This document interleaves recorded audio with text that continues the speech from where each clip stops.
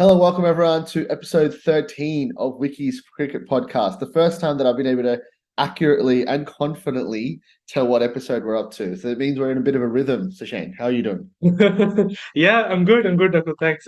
You're the fact that you were able to sort of tell 13, and I had to go back and double check and look it up on the YouTube channel to make sure it was 13. You're now a million miles ahead of me for this pod. I think we can just say that now. Let's go. I think I was just saying to Shane before we started recording that it's actually a really exciting period for Wiki. I won't go on about all the work that we've got coming up because you guys will see that if you just Google Wiki Linktree, the new data tools, a bunch of other plans that we've got. We've executed on most of them. So I don't want to bore you with the details of all of that. But the cool part of this is that we've been honestly, we've been doing this podcast. It's a whole bunch of fun for us. We don't have, I think we've got like 50 or so people checking it out so far. Not a huge number.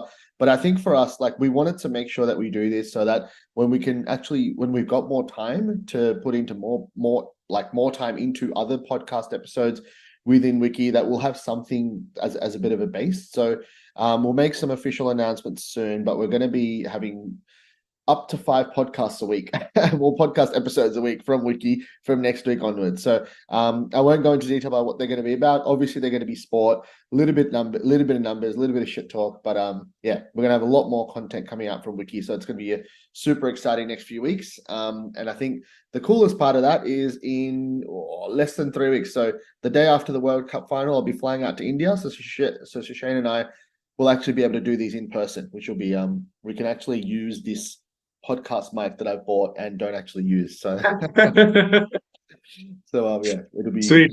Let's get into it. Let's get into it. I'm so keen. We're recording this on the Thursday. That's the 2nd of November. We're into one of the last two, the penultimate month of 2023. And we're heading into the end of the World Cup as well, and into the World Cup group stages. We're almost, I think a few teams have played 7 games, most have played 6, yep. where everybody's got to play 9 games. Most teams have only a couple, some teams have only a couple games left, others have 3 left. And on the Thursday, we're coming off that rout of New Zealand by South Africa. Okay, first question. Did you or anyone else really think that it would be any different after South Africa were going to bat first? This is what they've done all tournament, right? Uh, yeah, I think that was stupid. I think everyone called it. Like all the podcasts that I listened to, everything that I read is just like, why did New Zealand want to bowl first in the Heat? But Yeah. anyways, like going away from just that, I think generally, I think I mentioned this to you on the last pod, and I definitely said it to some friends. I was super keen on South Africa early in the World Cup, and I was like, Mm, oh, New Zealand. Everyone was really high on New Zealand because they won the first 3 games or first 4 games coming up to that India game, yeah. and I was like. England, yeah. I was shorting New Zealand, and I was saying, no, no, no, they're not as good as everyone thinks. And I'm so bloody glad Yeah. that it played out that way. So I think just getting straight into South Africa and India, that blockbuster match is going to be this Sunday. For the people in Australia, it's a 7:30 start, as are most of the games, but it's prime time in India all day on Sunday. Um, I think, look, I support India in cricket, so I'm going to be biased as hell, and I've got a couple of things that I want to say.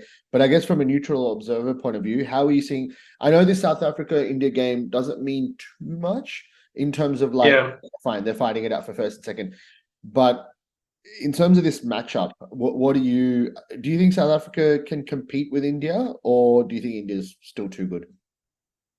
Sure. I mean, I think if South Africa pretty much stick to their game plan, why not? It's something that I've mentioned on one of the past couple of pods that South Africa's bowling has obviously not performed at the same level as their batting, and also they've not needed to. Also, last night, notwithstanding it, Keshav Maharaj getting a stack of wickets. Like, of course, they were going to do this after I said that. I love this. Um, Trump. but but yeah, um, but the whole point being that if you put up 400, or which South Africa have done a couple of times, near enough 400 or 350 as you do last night, um, well, you like there's a lot that has to go wrong with that bowling and everything that has to go right for the opposition batting in order to lose a game from there. Hmm. So they're literally putting on totals that are just unchaseable. You need everything to go right, and just And I feel like, well, India aren't immune to that either. I mean, do you think India would chase 400 if they put that on again? I think they're playing in I think India Eden. could chase 400, but as you just said, like Hmm. everything does need to go right, and you're nervous. But I think, Yeah. like, I'll just say this as well, right? Like, do you think against a bowling attack like India's, South Africa can get 350 plus? Um, well, there are plenty of bowlers that you can hit, so I'd say yes. We've seen that in this World Cup with Siraj, with Shardul. I think so. Shami's done really well recently, but he's I think if the conditions favor it, yeah, he can absolutely be taken for runs. The only thing is that might not happen now because this game's in Calcutta, and this is a game where this is a ground where the highest score in the 4 innings of the two games that have been played is 229.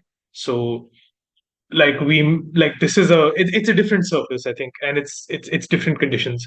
I'm putting And you on the spot a little bit, but just very quickly, when people mention, I mm, always see these stats on like cricket mm, podcast stuff, but with such small sample sizes, you have to be really careful with the stats that you're mentioning. mm, Are you sure that like sure. it wasn't both Afghanistan or Netherlands batting first kind of games? So it was Netherlands and Bangladesh batting first. And Bangladesh played both games. They were so Netherlands put on 229 against Bangladesh, and Bangladesh put on 204 against Pakistan. So Okay. I think that yeah, yeah, like it's still irrelevant, yeah, but I think it's yeah. less relevant when you when you see who's batting first. Sure, yeah, and you're right. It's like if Bangladesh, who are already out of the World Cup, is not the same batting lineup as South Africa. So, Mm.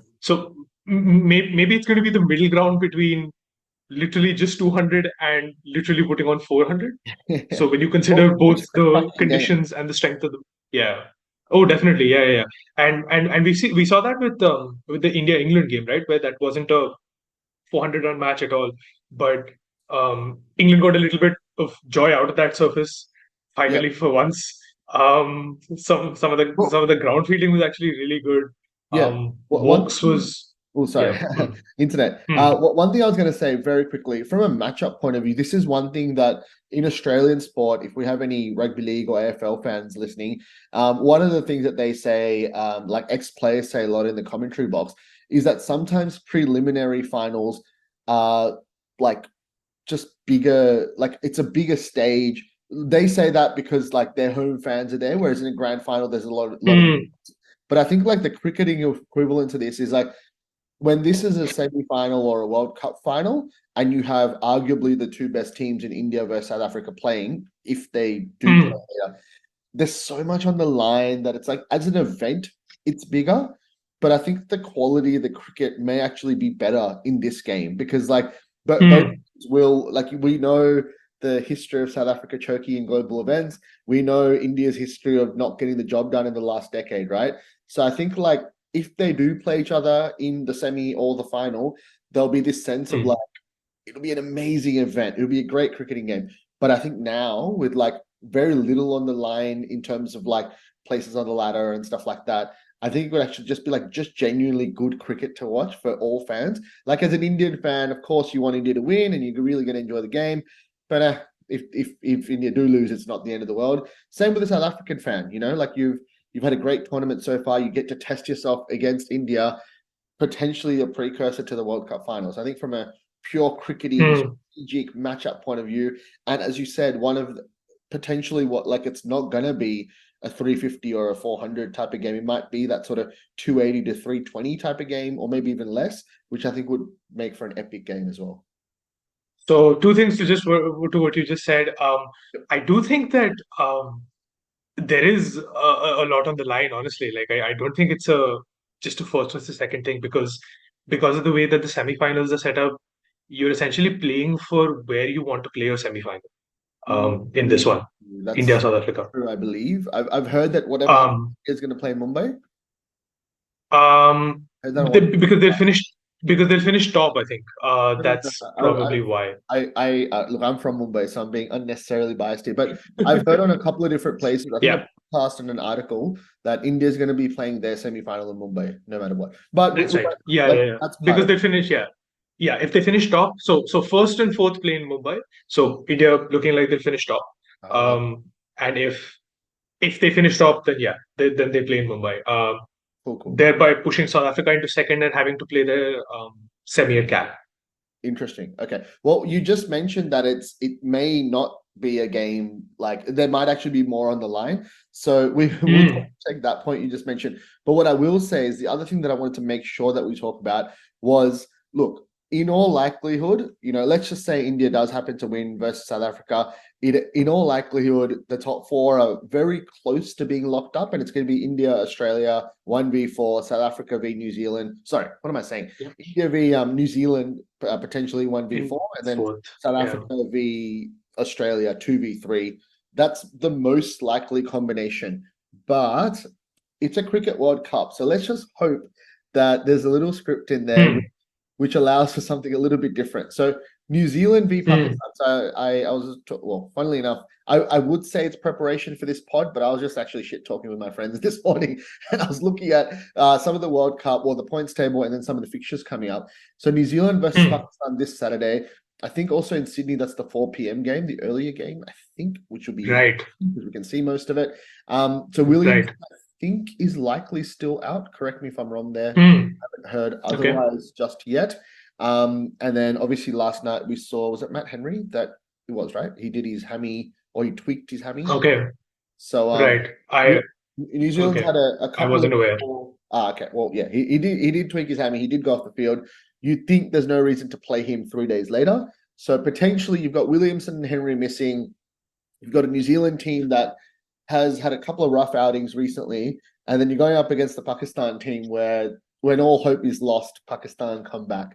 So I'm hoping against Pakistan can win this one, and obviously like they need Yeah. Babar needs to get some runs. They do need to show up on the day. But if Hmm. Pakistan do beat New Zealand, then we've got Pakistan versus England. That's Pakistan's last, Hmm. and New Zealand have Sri Lanka. So look, a lot of things need Okay. to go a certain way for this to happen. But I think you have the table in front of you, I think, Sushane. But if Pakistan win Hmm. against New Zealand and then go on to beat England, and if New Zealand lose to Pakistan first and then Sri Lanka, I think Pakistan would overtake them. I'm pretty sure. And then there's the other storyline of like Afghanistan making a run for it as well if they Of beat course. Yeah. Australia and a couple of other teams. So Hmm. that game, New Zealand versus Pakistan, is going to be an absolute cracker. Yep. Yep. So Australia are also in the mix. They're currently third, just ahead of New Zealand on run rate. It's so the top two are actually separate from like are separated by 4 points from 3 and 4. So it kind of sucks that let's say South Africa or India would have put in all this work to get 4 points ahead of the next two semi-final teams, and yet one of them might be forced into a semi-final in Calcutta because it's second versus third and first versus fourth. What's wrong with Calcutta, by the way? As in like why is Oh it worse than Mumbai? yeah, just it's just the batting friendly surface versus a much more low scoring surface. And if it Sure. becomes a bit of a shootout, then I don't know if you yeah, like I don't think Truer surface, yeah. yeah, and there the sort of the clear disparity in the strength of your batting against the opposition's batting will really stand out. I mean, imagine if it's South Africa and New Zealand again in the semi-final at Bombay, right? If it's South Africa finished top and New Zealand a fourth, and you see a repeat of that game, we might see a repeat of that game, right? Right. And just I just that's something that I think is important to bear in mind. I Good also point. think about India in this situation, and I think about Australia.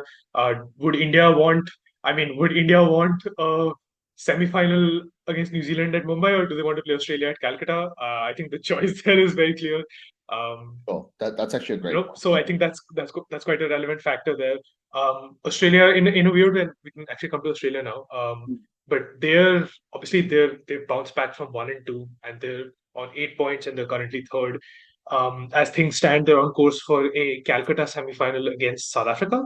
Uh, Australia versus, or sorry, Calcutta semi-final against India because South Africa just ahead of India on run rate. Now, if India win on Sunday and they um, go ahead of South Africa and go top, we'll see an Australia versus South Africa. We might see an Australia versus South Africa semi-final. I think like surely as the neutral, like I think like Yeah. combining. what you want to happen with what is likely to happen. I think the dream scenario is like an India v a weakened New Zealand outfit, 1v4. Yep. In India Yep. kind of makes it through without too much trouble and no injuries to the World Cup final. I think even if you don't support India, you want India to be in the final just for like the theatre of the day. So that's how I'm gonna Mm. play this out anyway. Oh my God, an Australia versus South Africa semi-final. I was an 8-year-old kid watching the 99 World Cup final. I used to live in India back then. Best. It was summer holidays, or I think it was anyway. And I remember watching every game of the 99 World Cup final. And I watched both those Australia's versus South Africa Yeah. games towards the end of the World Cup. Yes. Yeah. And this time, like I think South Yeah. Africa is genuinely the better team, and obviously they showed that earlier in Hmm. the tournament. But then you come to a semi-final and potentially a slightly slower, Yeah. and that matchup is mouth-watering. Yeah. Yeah. I mean, do World Cup Australia beat high-flying South Africa on a slightly slower Kolkata track in a semi-final in a must-win game? Yeah. Do you think that happens?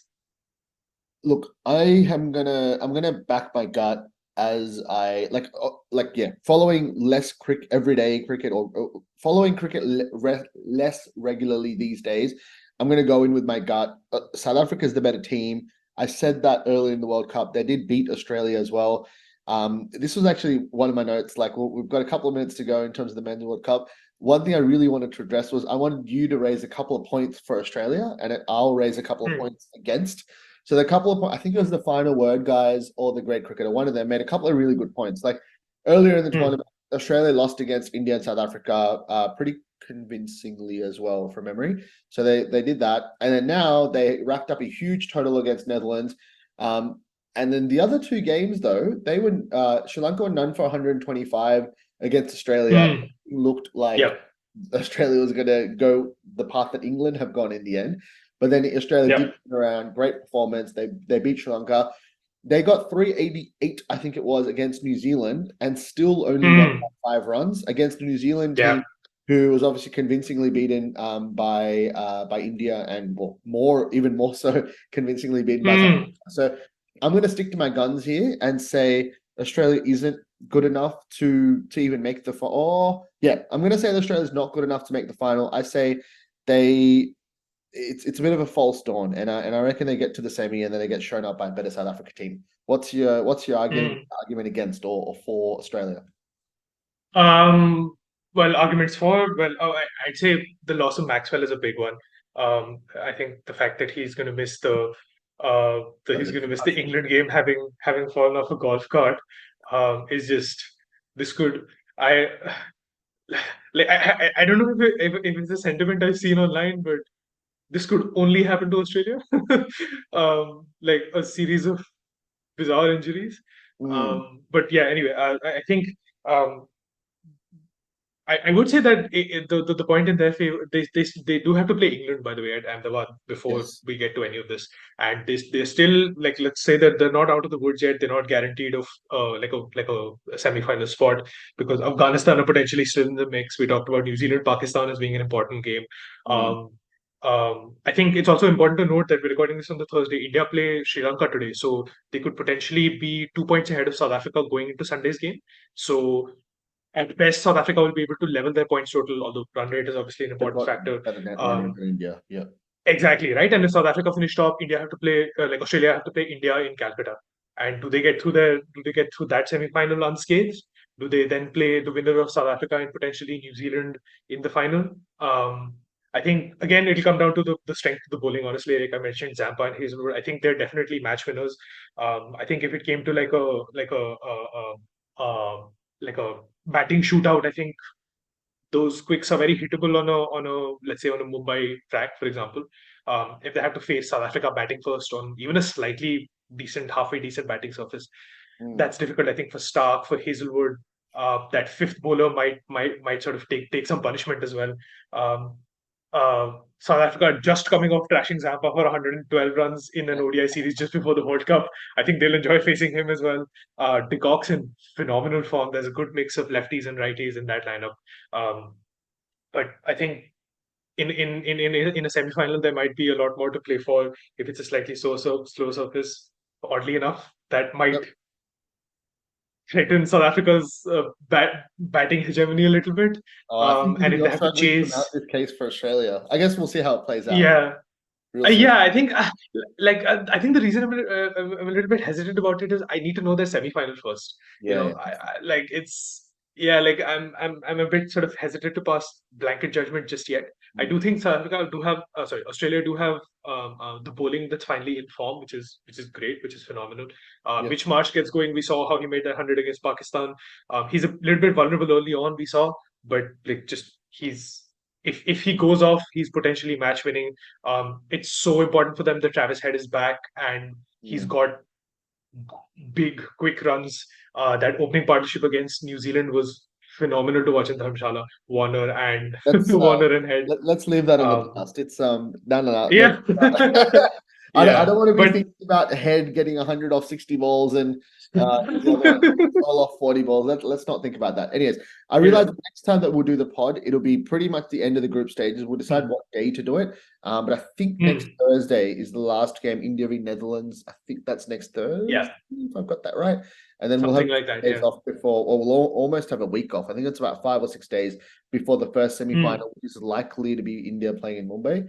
But anyways, Yeah. we'll get the pod out, So and yeah. we've got a whole bunch Hmm. of other stuff coming up next week. Yeah. Oh, yeah. Just one little thing on Australia, just really quickly to wrap things up. I think their batting unit is also finding some form now. I think with Warner and Head and Mm. potentially Marsh if he comes off, but they now have runs at the top and they have quick runs at the top, and uh, they could they match? Are they good enough to match South Africa in a firefight? Um, I don't know because their Yep. South Africa's batting is good enough all the way down. But I think they can match them for runs at the top now. I think on current form with Warner and Head. I think Yep. that's I'm definitely gonna I'm something we gonna should be stick to getting my on. guns though and go with a. I'm just worried that we'll switch on to WBBL after this, but I think I'm gonna stick to my guns the whole way through. I reckon Australia is just not good enough. Not good enough against which what I thought pre-tournament the two best bowling attacks were India and South Africa, and after watching the teams, I still think that. So, anyways, we'll obviously see how it plays out. I think the next that Australia England game will be a real telling point as well. Like if Australia can sort of beat them convincingly, then I'll be like, ah, crap. Like, all right, okay, they've got some momentum, some form. But Yeah, anyways, we'll get into all this next week. When the group stage is pretty much done. Let's get into some women's big bash. I think we're sort of roughly a third of the way through the tournament. The Renegades, who I was trying to back, have not been going so well. yeah, So Shane, you want to give us a quick recap on how yeah. it's been going first?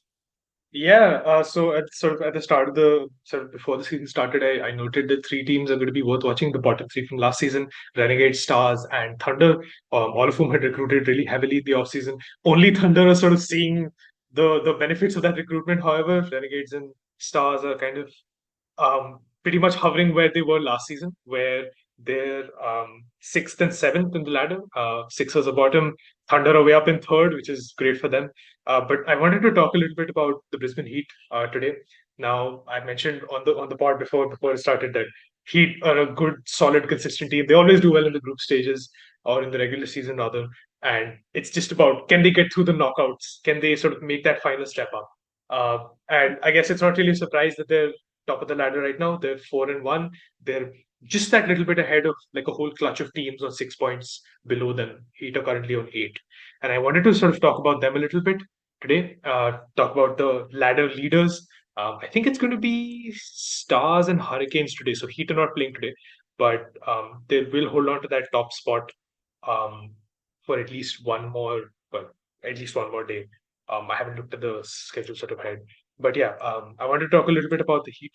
Um, Heat have been playing really well. That's essentially the point of it. They've come through a tough chase. They've come through putting on big scores. And I wanted to talk a little bit about the game before last. So in the last game, they got bowled out for 89 by the Strikers, but the game before that, they beat the Stars by 13 runs. They put on 150 and defended that total. And if you've been sort of hanging around the Wiki Twitter or you've been on the Wiki LinkedIn, you'll sort of know that we've recently launched a dedicated player stats portal for women's T20 league cricket. So it's got 3 leagues on there right now: the WBBL, the Super Smash, and the WPL. There's a bunch of historical stats from 2019, and I wanted to use that today to sort of talk a little bit about the Brisbane Heat and sort of discuss where they are and sort of what they do well. Um, and it's so Heat are sort of renowned as this team of big hitters, right? Um they've got firepower all throughout the lineup. They've got Grace Harris, um they've got um they've got Grace Harris and Georgia Redmayne at the top. There's Georgia Wall. There's Jess Jonathan lower down the order. There's um Laura Harris as well, who's been injured. I think he's had a calf injury, but who is sort of, if you're not familiar with Laura Harris is without question the most disruptive hitter in world cricket today. And you're going to see some of those stats on screen right now. But I kind of wanted to sort of go through a little bit about I just want to go through a little bit of the Stars game. Now, one of the things that the Heat did really well in that Stars game was they were able to keep their slow bowlers at an arm's length, right? So the left arm spinner Sophie Day has been doing very well for the Stars this season, but she didn't take any wickets against the Heat. They kept her to, I think, 28 or 29 for 4 overs. And I think that fifth bowler's overs, which was sort of shared between Sasha Maloney and Alice Capsey, two offies, they took 37 of those 4 overs combined. And that is, I think, a big part of what pushed them to 150. The Stars only lost by 13 runs in the end, so you can see how important it was that the Heat took like as much as they possibly could off the fifth bowler's overs. And Sasha Mulroney, Alice Capsey, both spinners. Sophie Day is a left arm spinner, and I thought it was really interesting to look at sort of how that sort of all panned out. And I wanted to point out that I'm sort of going to share my screen and talk a little bit about that right now. I'm keen to actually see Here's this. I a haven't actually used it as much. Well, I haven't used it at all. I've been waiting to actually have a session with you. yeah. So it's awesome. Yeah, so here we are. So you can see this is what the T20 portal looks like. This is the WBBL. You can choose your league from the drop down right here. And I thought it was a good idea, for example, to look at so Georgia Wall made 48 of 40 in the Heat v Stars game, right? And she actually faced a lot of deliveries from Sophie Day. And if you sort of sort by type of bowler and you look at Georgia Wall, you'll sort of notice that in the sort of period of 2019 to 2022, you'll notice that actually one thing Georgia Ford does really well against left-arm spin is she doesn't get out. Um, her sort of big wicket-taking weakness is actually leg spin, which you can kind of tell by the average here. If you look at the columns on this on this part of the T20 portal, you can see how each of these little stats tells you something different. Something tells you whether so you can tell whether a player scores really quickly against a particular type of bowling, whether they get out to that type of bowling a lot, or if all else fails, then they at least rotate strike against that type of bowling. And sort of it is so important. I think that Georgia Ball faced so much of Sophie Day's bowling because she just doesn't get out to left arm spin, and she didn't get out to left arm spin here. I think the fact that she doesn't even have an average in the period of 2019 to 2022 is like you look at this and you realize it was no surprise that Sophie Day was kept at arm's length in that game.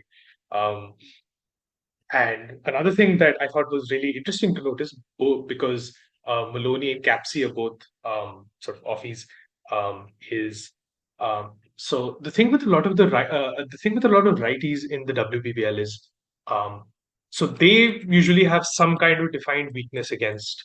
They maybe wrist spins their weakness, or they can't score against left arm spin, or they can't hit the pace bowling. But usually when they face off spin, and this is the case for many regular sort of top and middle order sticks in the WBBL, they usually do really well against that matchup, right? They can score pretty quickly, or they rotate strike, or they don't get out, or one or the other. And I think the strike rate is actually really interesting because even batters who are sort of fairly sort of even if they aren't at the top of the runs charts, they will nail that matchup when their time comes. I Yeah, think just that's something one that's thing I was really gonna say, Shane, with like very little like actual experience. Like, I do watch some women's cricket, but it's kind of like the mainstream big India Australia games or like the WBBL final and stuff, right? One thing that occurred to me just then is with off spin, like playing like park or lower levels of men's cricket, like just park Yeah. cricket or whatever for adults. Like one thing you notice is like the players who are bowling off spin are usually like either the part timers or like Yeah. they're not actually turning the ball a lot, or like they don't have a whole bag of Mm. tricks like you would say in say men's international cricket. So I'm thinking Yeah. potentially with the WBBL that could also be a thing of like the Yeah. players who are bowling that they're not some of the better bowlers. Is that also true? Yeah, it varies. I think it depends on which team you're talking about. I think with somebody like a Molly Strano, one of the leading wicket takers in the WBBL, she's very much a frontline spinner. With Maloney and Capsey, which I mentioned sort of a little bit earlier, in this particular game at least, they were the fifth bowler. They shared those fifth bowlers overs between them, and that's who the Heat targeted, and they got enough runs out of that fifth bowlers overs, which you can kind of tell, right? And that's kind of it, right? That's where with T20 cricket, it's about exploiting those matchups to get runs out of the like let's say out of the fifth bowlers or the all rounders or even if they're part timers. I should point out that Sasha Maloney had a very good season last time for the Stars, so she's potentially sort of uh, treated very differently when it comes into heading into that matchup. Um, so yeah, I think that was so. What you're saying is actually completely right. It's just I felt it's important to point out that it kind of varies when sort of depending on the team that you're facing. Yeah, Um, well, it's really cool. Like I think even with the men's Big Bash, like a few years ago, hmm, the period around 2017 or 18, when like the amount of games got increased and it got essentially got taken a lot more seriously. And I think the hmm, WBL is obviously like now going into that transition of more international yeah. stars. I wouldn't say more seriously, but obviously like like obviously being involved a little bit in pathways, Hmm.